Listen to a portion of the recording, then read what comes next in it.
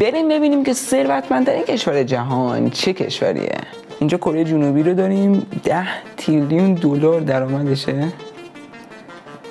اینجا استرالیا، ایتالیا شماره 8، کانادا، ایندیا هم هست 14 تریلیون دلار.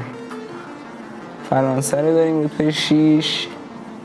رتبه 5 انگلستان با 16 تریلیون دلار. رتبه 4 آلمان بود که فکر کنم ثروتمندترین یه سری تو آیای عربستان یا آمریکا چیزی باشه. اینجا ژاپن رتبه 3. فکر کنم عربستان چیزی باشه. اینجا